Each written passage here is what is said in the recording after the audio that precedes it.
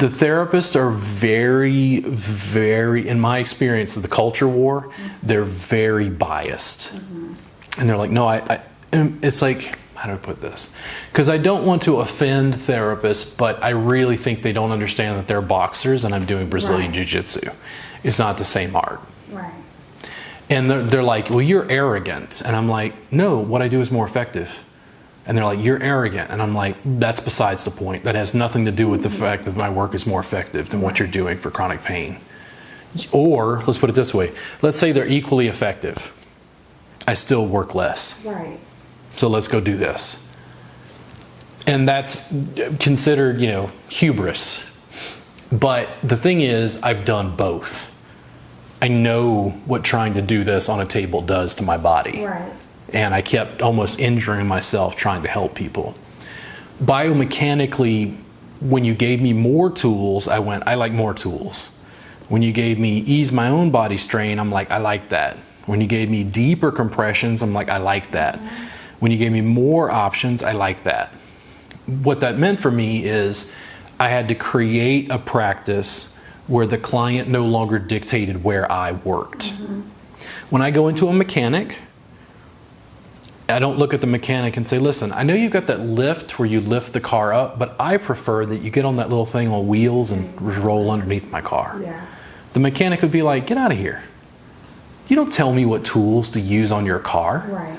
Why do massage therapists allow the public to tell us how to deliver their session? Right. That's what it amounts to.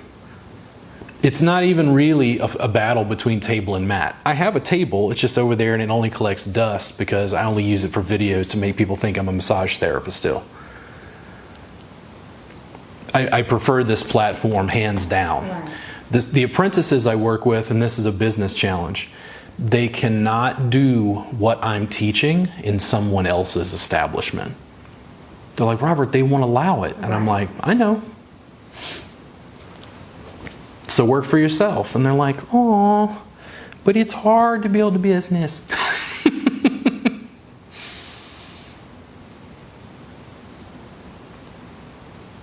You dying in there?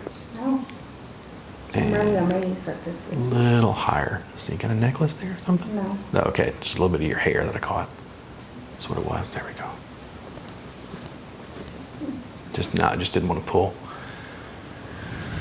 That's another whole. Can't touch black hair.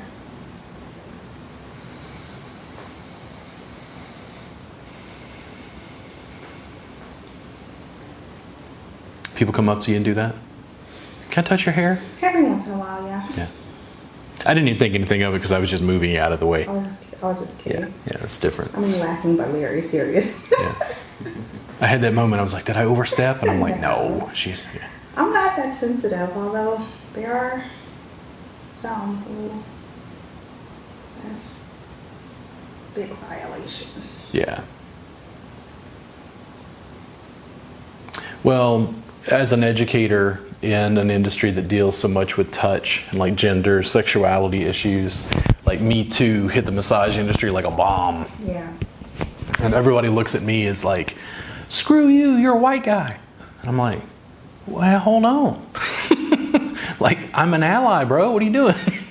Don't throw me out, the baby with the bathwater. Yeah. Like I had a conversation with somebody about Dave Chappelle's latest stand-up on Netflix, which goes into a lot of Me Too stuff, which I thought he handled very deftly for the most part. And I mean, Dave Chappelle is at the top of his game. Like, he's looked at as a legend, who's still living and young. But like in classes, I think other teachers would just avoid the topic. And I'm like, nope, I just run right into the middle of it. And I'm like, you know why Me Too exists? Because men are fucked up. It's like, keep your fucking hands to yourself. Yeah. Get consent. That's what it's about. Yeah. And if you're a guy talking about what, but women don't want you to, I'm like, listen, dude, if a guy fucking comes and rubs on you and starts fucking basically, putting his cock on you, how do you feel? Right. And yes, I said this in a YouTube video that'll go live. I'll get hate mail for that.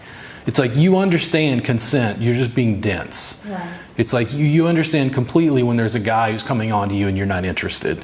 It's like that's what women are saying. They're just tired of your shit. Right. It's like life is complicated enough, you know. Oh. Right in there. Yes. I think also in our era, part of the reason stuff like that comes out is because of the technological capacity for distribution we have. Mm-hmm. Nothing's a secret anymore. Right. You can't hide. Not at all. Like for me, you know, I said something just now that could be, you know, lightly vitriolic if somebody heard it on YouTube or whatever, if they take it out of context. But for me, it's almost safer to just record everything. Yeah. Like I'm already working on people who are clothed. If I've got it on video, like, you know what I mean? Right. In a weird way, like my classes, I had another educator contact me who teaches Thai massage. And he was like, this, you know, so-and-so told me that you hate me. And, you know, I think that your work lacks theoretical sophistication and physical finesse. You should come study with me. So it was like hate mail, basically. Yeah. A hater, you know. And I thought about it for like 30 minutes, and then I responded, and I was like, hey, man, it's not a good idea for me to talk bad about like colleagues, you know, or other teachers. I don't even know who that person is that you're talking about. And like I record all of my classes, so I think I'm a little more mindful about what I say. Right. I hope everything with your teaching practice continues to grow. Hey, peace. But was it true?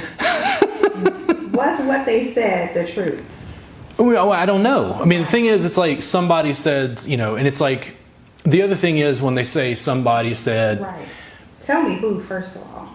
Well, he used the name, but I didn't know who it was. And the thing is, we're talking about, like, I don't know if this person took a class. Right. I don't know if it was something I said on break, you know. Or something they misunderstood. Well, context, right? Yeah. Context. I mean, no, the conversation I'm having with you is already racy, and I know this is going to be on YouTube. Imagine what it's like when I drink. You know, it's like I find it interesting. Like I watched a video about Tony Bourdain because Tony Bourdain was in the news because of his suicide, and it's like, well, you know, I watched a video and they're like, Tony Bourdain wasn't who he really was on camera, and I'm like, in all of Tony's life, for the shows he created, what is there, like 400 hours of footage of him, 1,000, that was like trimmed down to the 100 hours we saw of his shows. That's not Tony. That's the character that Tony had on TV. It's like, assuming that you watch this video and think this is who Robert is, it's like, no, you're a person, you're multifaceted. Right. Like I've got all sorts of opinions that make, you know, people's hair curl more than yours is. But it's contextual. Like I had a friend who was kind of angry about the stuff Dave Chappelle said, and they were like, he was dismissive. And I was like, whoa, wait a second. You really think he was like defending the people? Like he's a comic at the top of his game addressing social inequity. Mm-hmm. He's actually spending time bringing it up to like make jokes about it that I thought were handled fairly well, especially in such a cantankerous era. It's like, it gets to the point, it's like, what can you joke about? What can you tell jokes about? Well, it's like, that's not funny. Some people have been abused. And I'm like, yeah, abuse is hilarious. It just takes time to make a joke out of it. Yeah. If you told, you know, jokes about the 9/11 bombing, you don't do it a week after it happened. Right. In New York. People are touchy. It requires a great deal of like social critique to know what's okay to say and when. Right. And when this comedian oversteps, he risks being beat up after the show or, you know, whatever. Yeah. A little reposition right there. And for me, I definitely felt like, you know, we could argue about how successful it was. Dave was actually trying to address that. I'm trying to address it in my industry. Time will tell whether it's effective or not, or whether I get hate mail for this video. They're like, he said cock in a YouTube video. It's like, hey man, you clicked on my video. I didn't make you watch it.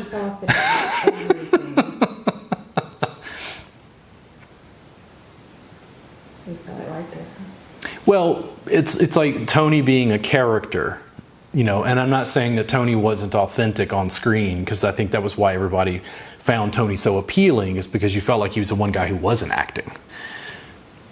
At the same time, you're only getting a snippet.